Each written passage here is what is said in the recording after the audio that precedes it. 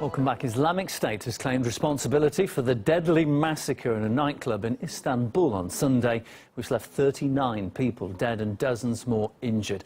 A gunman stormed the club and opened fire on partygoers during New Year celebrations. 24 foreign nationals are said to have been among the victims. The attacker is still at large. The search operation is ongoing. Turkish media report 8 other people have been arrested in connection with the attack. President Erdogan, of course, condemned the mass shooting, calling it an act of terrorism.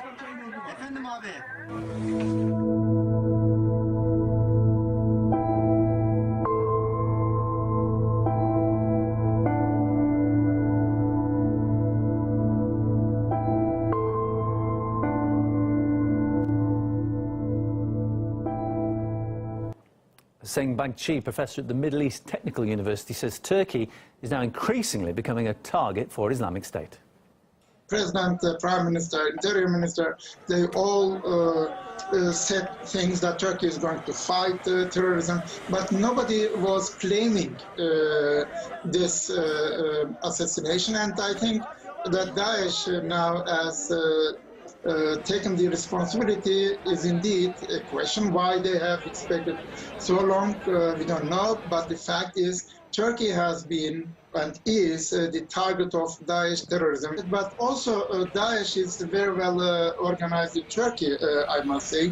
The Turkish state is every day getting 10, 8 Daesh suspects under custody. And in the last 5 years, definitely Daesh has been very active outside of the Turkish borders and inside of the Turkish borders. There are thousands of Daesh sympathizers in this country.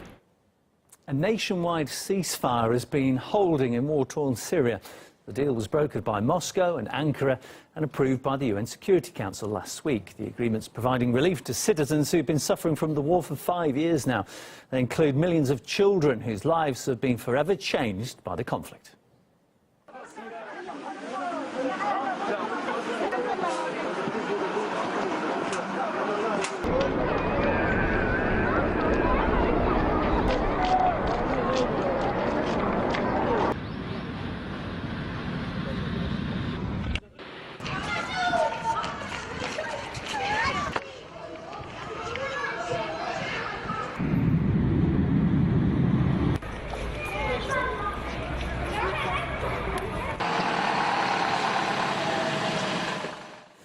Now, RT correspondent Maria Finoshina has just returned from her 10th visit to the country. She has been covering the conflict there since it began back in 2011.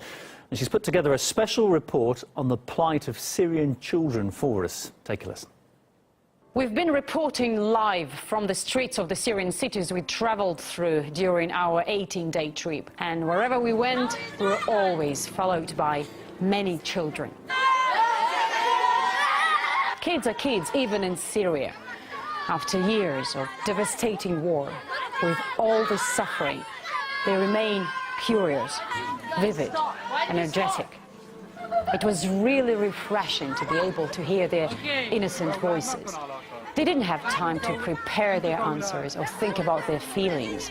They were spontaneous, so natural, and so priceless. So many of them don't go to school because of the conflict, although they desperately want to. Instead, they have to go to work. Many of their parents are dead or injured, and they have to provide for their families. All the children take care of their younger sisters and brothers. Children work to earn money for bread, water, and gas. We met 13-year-old Muhammad in Aleppo. He can't read or write and spent just 3 days of his life at school.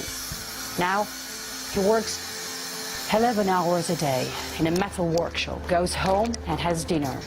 Then he has a younger brother and sister to take care of. For 6 days of exhausting work, he earns just 2,000 Syrian pounds a week, $16 per month. We pay more for coffee. And this is everyday life for many Syrian children. But they still love their country.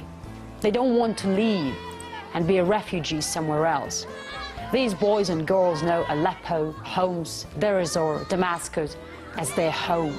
Even though they have been through hell and back, moving to another country, another culture is not what they want. They want and need to rebuild their homes and return to some sort of normality in their homeland.